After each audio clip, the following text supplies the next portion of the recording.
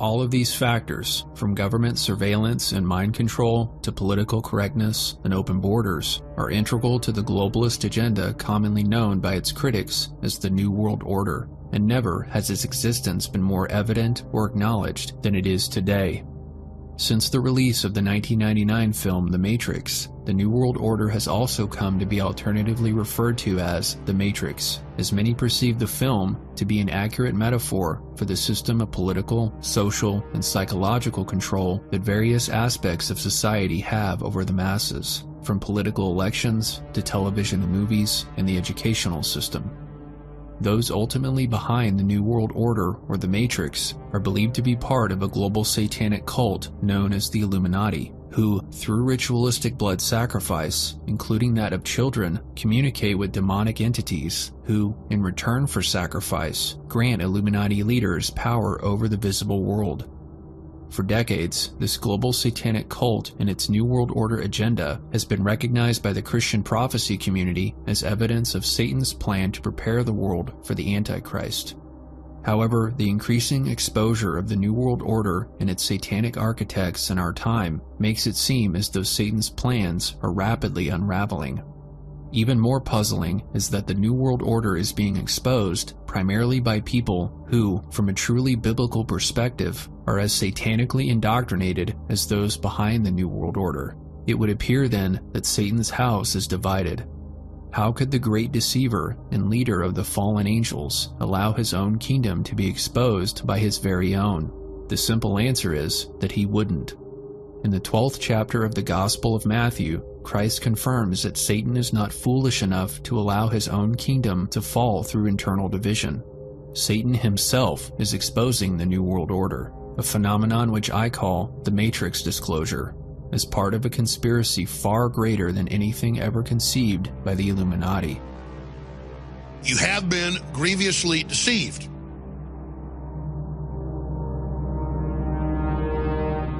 And so I went and I read basically every book, fiction, nonfiction, Orwell written. I sent off for a literature textbook that was like 800 pages long of his letters, because he was high-level Fabian socialist in the club, and it was so horrifying to him what they were planning to do to people, he put it in fiction and wrote 1984 to warn the world. And when you hear this, you have to understand this is the actual plan, okay?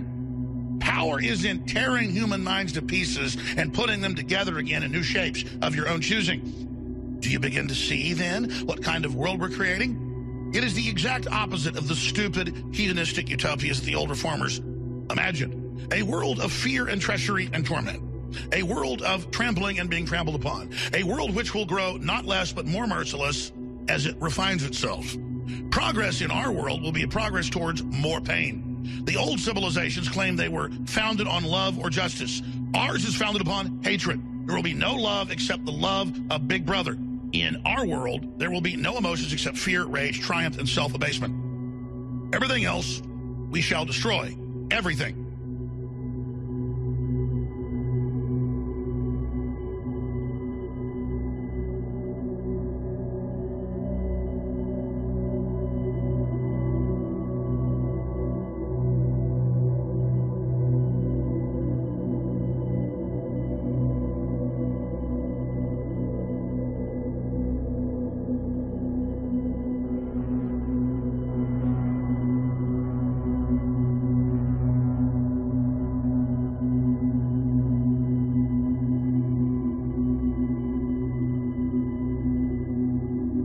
Conspiracy theorists like Alex Jones and David Icke often reference Orwell's and Huxley's novels as being an accurate depiction of the elite's endgame, creating a narrative regarding the future unfolding of events that, unfortunately, the majority of prophetically minded Christians have incorporated into their interpretations of the prophecies contained in the books of Daniel and Revelation.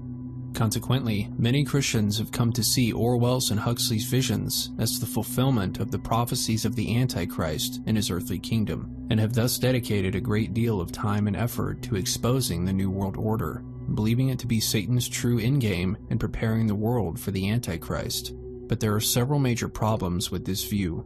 For one, how could Orwell and Huxley, both of whom were vehemently opposed to the Bible and Christianity, have been given such accurate visions of biblical end-times prophecy? if in fact the New World Order is the fulfillment of the books of Daniel and Revelation.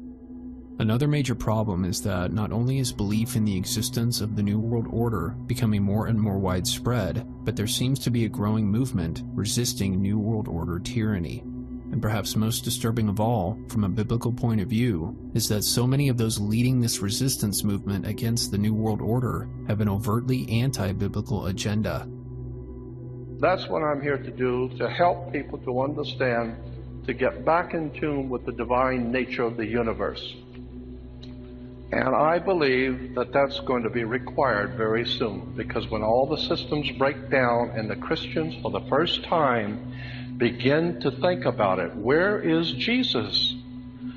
I would have thought he would be back by now. There is not going to be a second coming of Christ. There is no guy going to appear on a cloud to judge the human race or change the world. The Christians think they're going to see a Messiah come in the clouds, where there's, which is ridiculous. We have to stop looking for an external Messiah. What's going to save us is us. I've seen the Messiah, and the Messiah is us. Very good.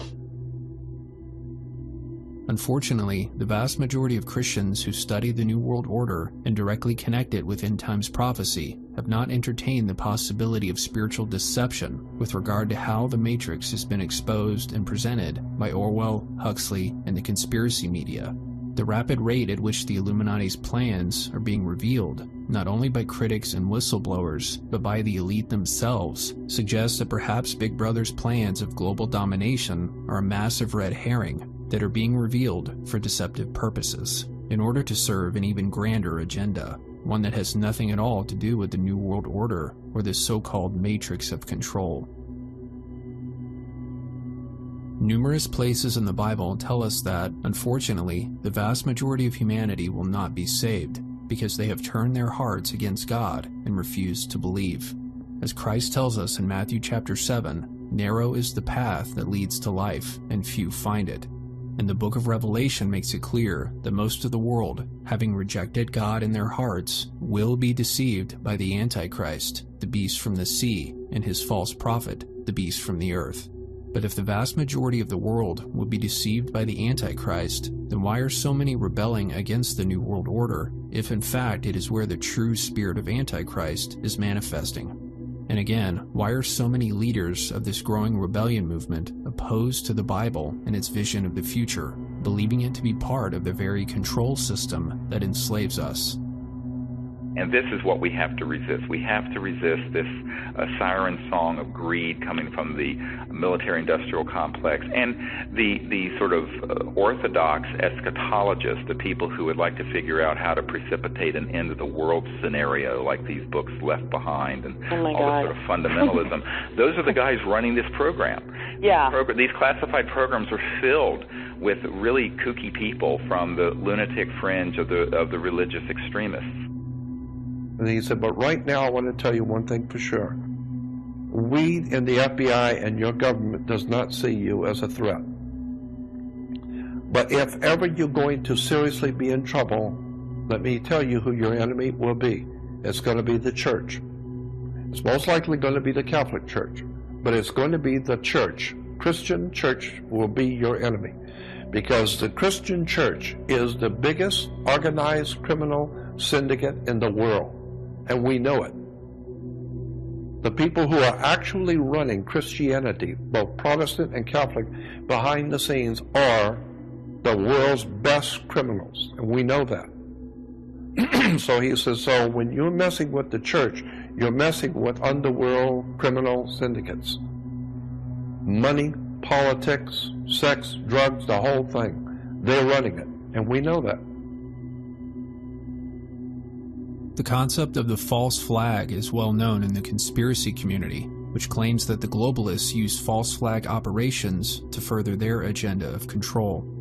A false flag is defined as, quote, an attack or other hostile action that obscures the identity of the participants carrying out the action, while implicating another group or nation as the perpetrator. The greatest example of this is 9/11.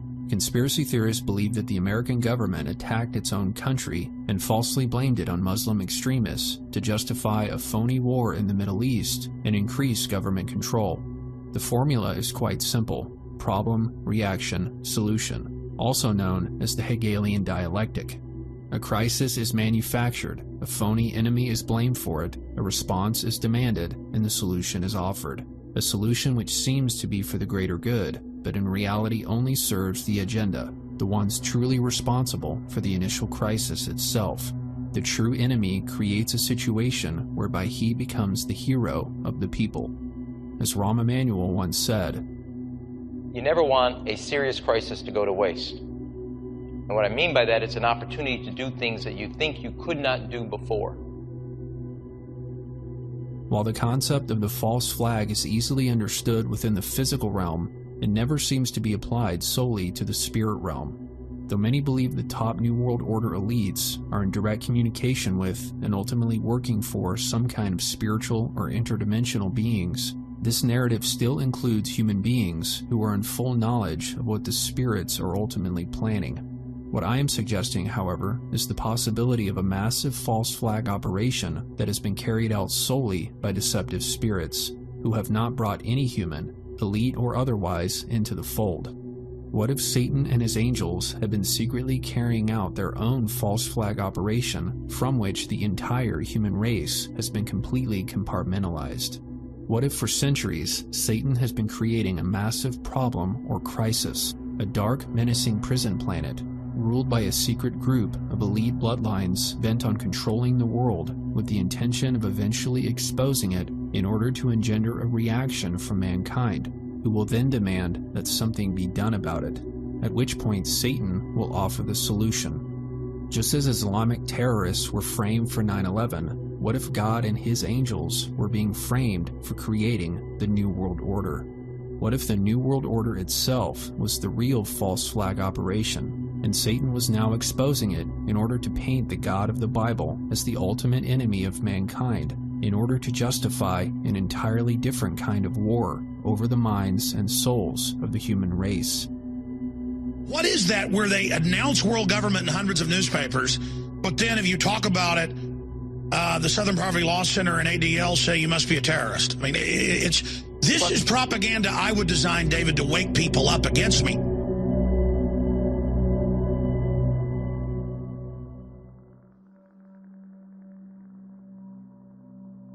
A passage in 2 Thessalonians gives us a perfect picture of the sort of mindset that will encompass the world once the Antichrist has finally been revealed. 2 Thessalonians 2:9-12 reads, "The coming of the lawless one is according to the working of Satan, with all power, signs, and lying wonders, and with all unrighteous deception among those who perish, because they did not receive the love of the truth, that they might be saved. And for this reason God will send them strong delusion, that they should believe the lie, that they all may be condemned who did not believe the truth, but had pleasure in unrighteousness." This passage clearly tells us that once the Antichrist arrives, mankind will be deluded by a lie. And when we understand the biblical story as a whole, it becomes quite clear just what this lie is. According to the book of Genesis, the fall of man came as a result of believing the lie, "Ye shall be as gods," spoken by that serpent of old, Satan, who deceives the whole world.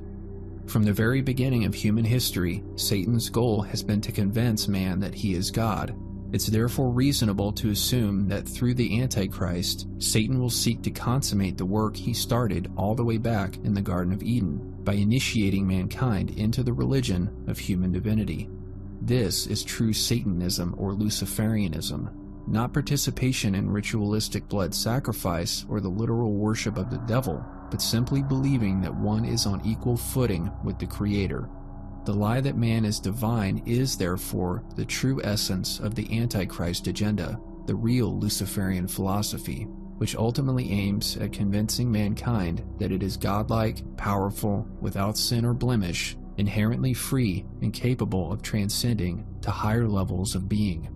These ideals, however, are completely at odds with the agenda of the New World Order and Illuminati, whose goal, as we are told over and over again by the conspiracy media, is to disempower and enslave us. This is why they poison our food and water, give us diseases and cancer, control our minds through the media, entertainment, consumerism, and politics. How then can the New World Order and the Antichrist agendas be one and the same? The simple answer is they aren't. Satan may see mankind as nothing but pawns to manipulate, but subjugation through force is not his way. Rather, Satan's MO is to spread spiritually deadly messages disguised as positivity or empowerment, which feed into man's hubris, giving him delusions of grandeur. Satan is not interested in turning mankind into slaves. What he wants is a human race blinded from the light of the gospel, thoroughly convinced that it is God and in no need of a savior but themselves, which, interestingly, is the very message underlying the New World Order resistance movement, which is being spearheaded by the conspiracy and New Age communities. Almost any time that we create a religion, we're in a huge mess. Because ultimately, all the great teachers were trying to steer us towards experiential knowing rather than worshiping a book, which is fundamentally flawed as soon as you write it down. And I really want to imbue that to others, this notion that you are the one you're looking for. You are your savior, because the experience of omniscient awareness that we all have, we are the awareness of the universe. And when we become inspired, we touch parts of that, the most basic fundamental truths that you will find in meditation. That's what we call ageless wisdom, the knowledge that just downloads to you when you go into a state of meditation.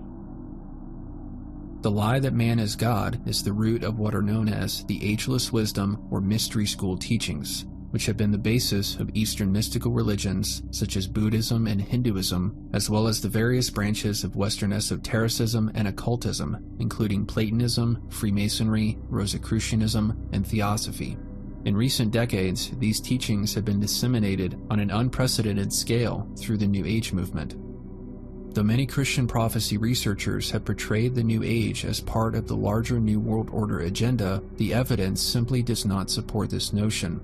Believing themselves to be workers of light, New Agers abhor the so-called works of darkness, and from their perspective, there is nothing darker or more sinister than the New World Order agenda and its Illuminati architects.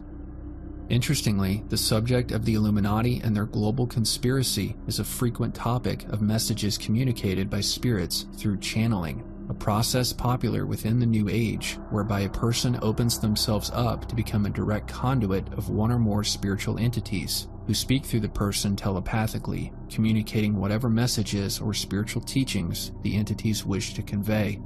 Those who participate in these spiritual collaborations are easy targets for deception, which is why this practice is explicitly condemned in the Bible.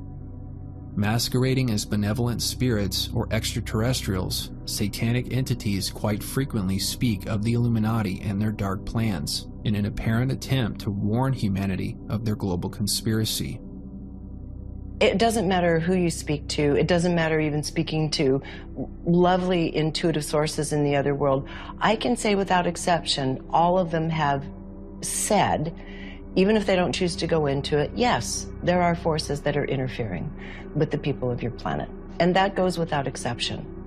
In every intuitive source, every channeler we featured on Gaia have privately, when I've spoken to them, said, they're being said, yes, you are being interfered with.